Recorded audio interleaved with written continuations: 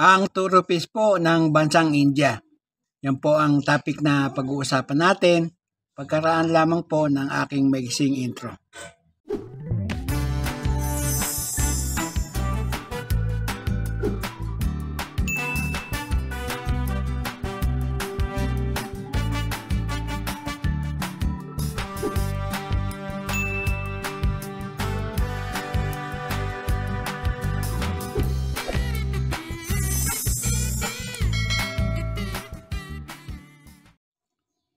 Magandang araw po sa inyong lahat, lalo na sa aking mga kabarya at kapwa-kolektor. Sa lahat ng senior citizen at mga silent viewer, maging sa mga kaibigan natin dyan, magandang araw po. Ngayon pong araw ay may mga coins po tayo dito. Ang 2 rupees ng bansang India. Pag-usapan po natin. Sa harapang bahagi po ng baryang ito ay makakita tayo ng isang Ashoka Pillar Lion. Yan po, 3 po silang magkakasama sa isang statue. Yan po ang kanilang trademark o tinatawag nilang coat of arms. Yan po, makikita ninyo. May lettering na Hindu lettering sa bandang kaliwa at mabasa natin sa kanyang bandang kanan yung salitang India. Yan po. Sa bandang ilalim naman, may nakasulat din na sa Indian letter. Yan po. Ang ibig sabihin po niyan ay India. Truth alone triumphs. Yan po ang ibig sabihin niyan. Sa kanyang bandang likuran naman, makakita tayo ng denomination na 2. Yan po. Pagkatapos po, may mga lotus flower sa magkabilang gilid. At yung petsa ng pagkakagawa, ayan po sa ibaba. 2016, 2014 po yung dalawa. Ang edge naman po niya ay, ayan po makikita ninyo, reeded. Yan. Pero po pinong-pino, kung baga tawagin ay smooth reading. Smooth reeded, ayan po. Yung mga coins po na yan ay pinagawa sa 4 na paggawa ng coins sa bansang India.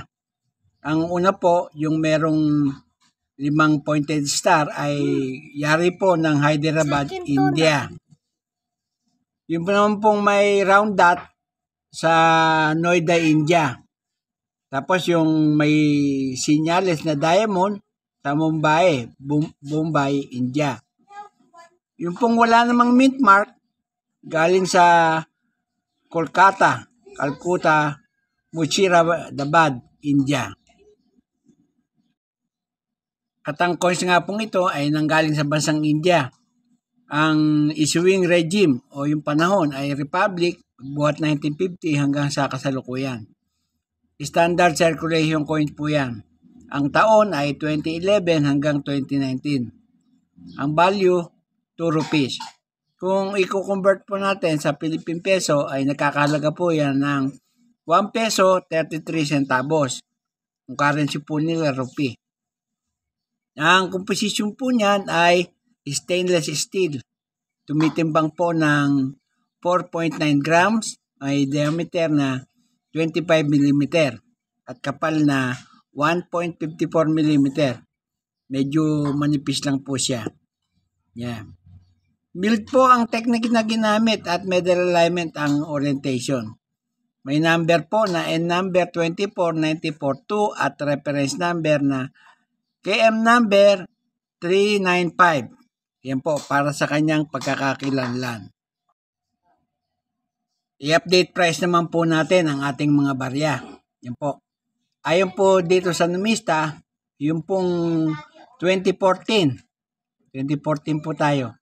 Nagkakalaga po ang good niya ng 1 peso 50 centavos. Gayon din yung very good. Yung pong fine ay 6 pesos 20 centavos. Yung very fine ay 8 pesos 40 centavos.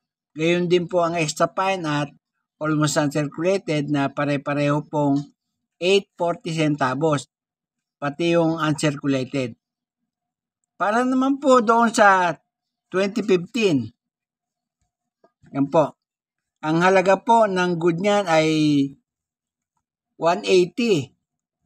Yung very fine po ay 9 pesos 10 centavos. Gayon din yung extra fine, almost uncirculated at yung uncirculated.